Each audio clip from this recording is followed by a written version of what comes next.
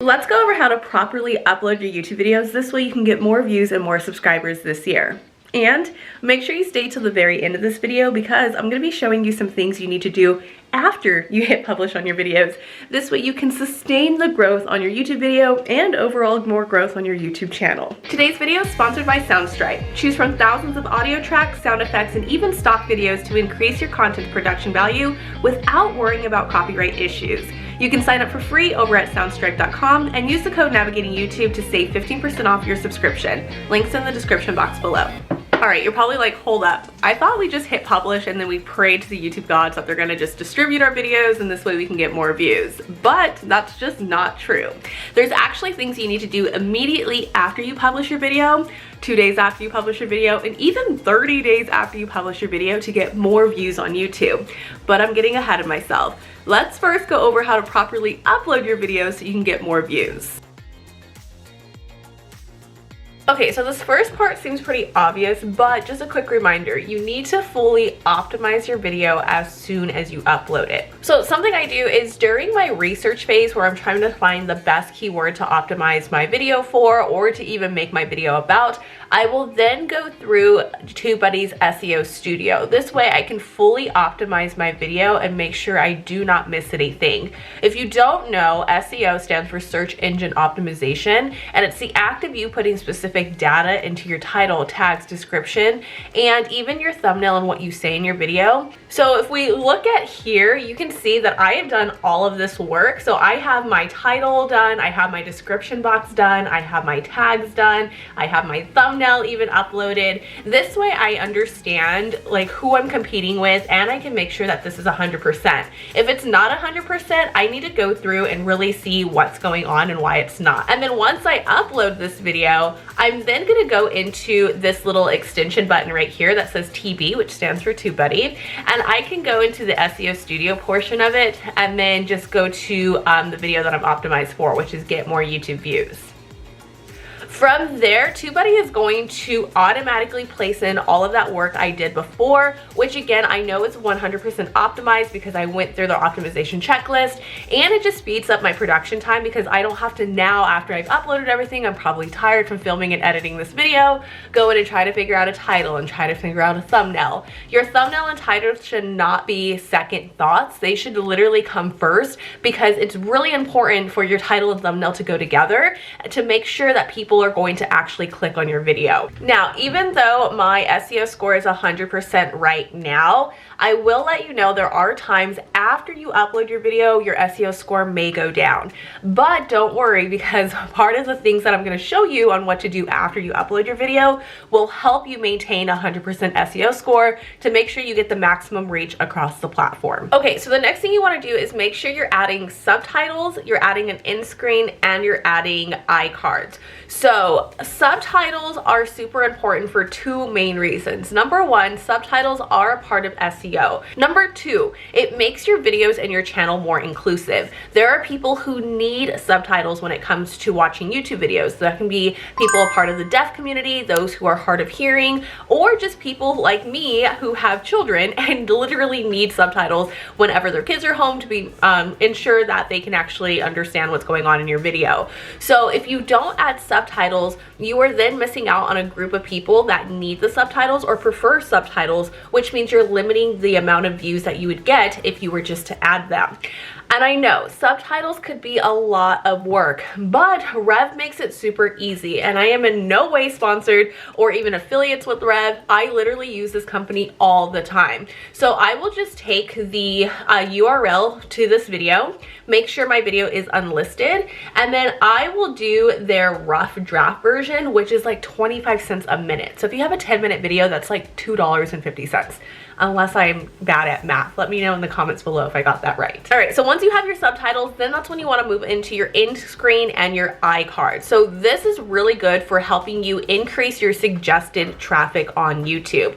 So basically by putting end screens, which if you don't know is basically you recommending another video of yours at the end of your video, this is telling the algorithm that you personally feel that these two videos go together. So when somebody watches either of these videos, you want YouTube to recommend the other video to that that person, which then increases your suggested traffic and it increases your watch time as well. Now, something 99% of YouTubers forget to do is place the video you're currently watching on the end screen of a recently uploaded video that goes together. So I would go into my YouTube analytics, and then over here where it says real time, you're gonna click on see more. And this lets you know which videos are currently getting views right now in the last 60 minutes and in the last 48 hours. And they're a little bit more established, which means YouTube is pushing those videos out on a regular basis. So I definitely want a new video at the end of one of those powerful videos, because as soon as someone's watching this older video, they're gonna be presented with the newer video, which means you're going to increase your views velocity and get more views in the first 24 hours of you publishing this one. Now, most people will tell you the last step is to schedule your video out, and I'm gonna tell you that's just not true. Our next thing you wanna do before you schedule your video out is make sure you have your video set to unlisted. You're gonna press save, and this is gonna take you to your content page. Then you're going to click on the details section.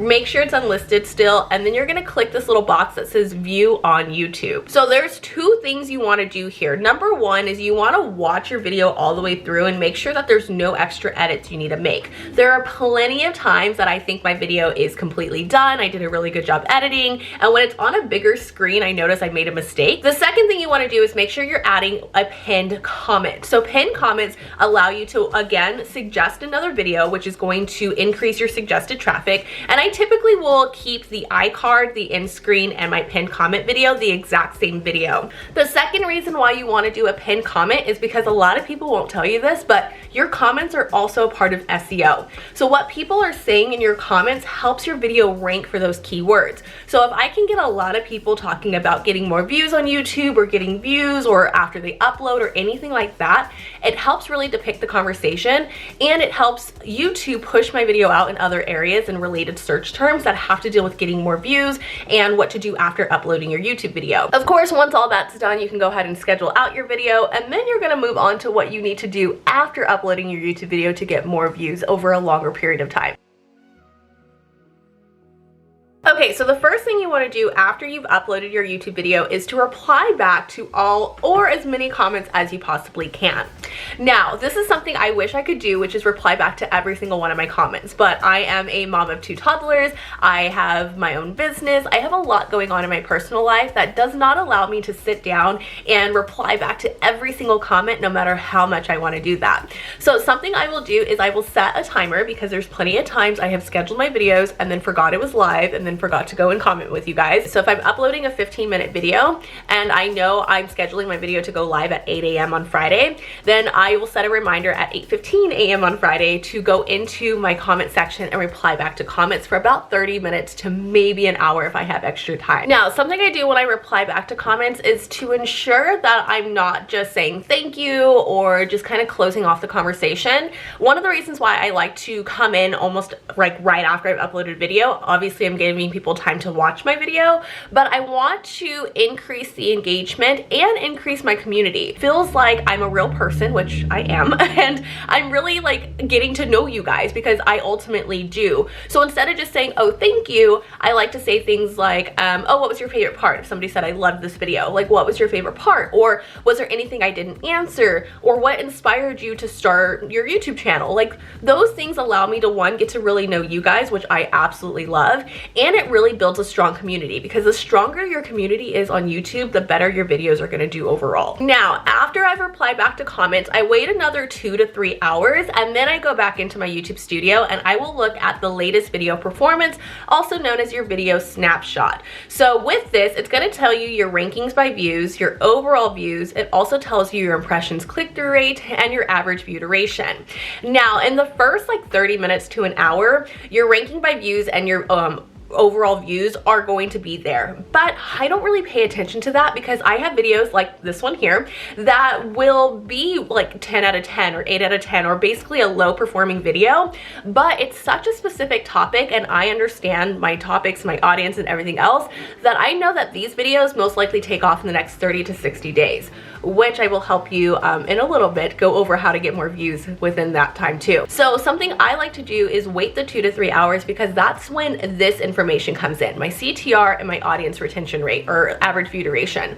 So with my CTR, that's basically saying, is YouTube pushing out the video and are people clicking on it? So something I do during that whole SEO process is I actually like to mock up a couple of different thumbnails. So for instance, on this video you're watching right now, I have about 3 thumbnails ready to go. So if the thumbnail that I originally posted with isn't doing a really good job of getting the clicks, I have 2 other options to choose from, and I can quickly switch it out. Because if you don't do that and you kind of hope that this is going to take off later, it most likely is not going to. Your thumbnail and your title are so important to get people to click. So always have backup plans. So this way, when you come in 2 hours after you've uploaded your YouTube video and this data is there, if you're seeing like, oh crap, my CTR is 1%, let me just take my other thumbnail, switch it out real quick without like any hiccups, and see if that helps increase it.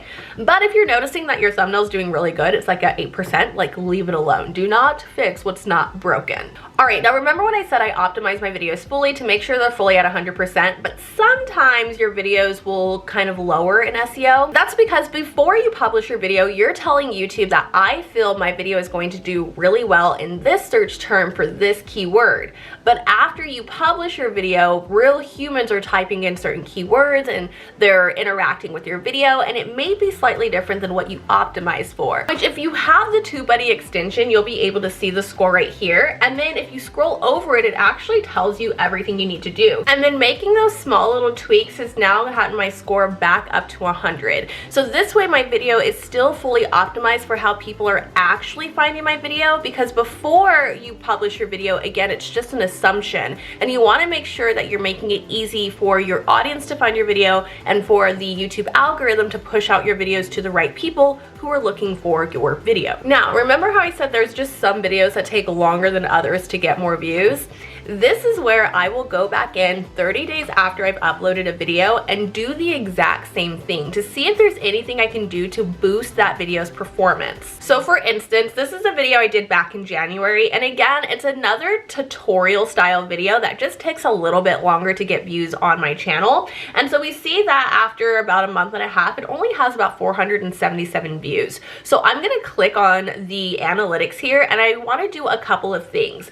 Number one, I want to see how people are actually searching for this video. So if you go down into your reach tab all the way to the bottom where it says YouTube search, you're going to see that these are top keywords that people are typing into search before they decided to click on your video. So I will take this first one here. I will go back into TubeBuddy, into their keyword explorer, and then I will optimize for this. Go into optimize and SEO Studio, and then I will build like a new title, I will fix the description, I will do new tags.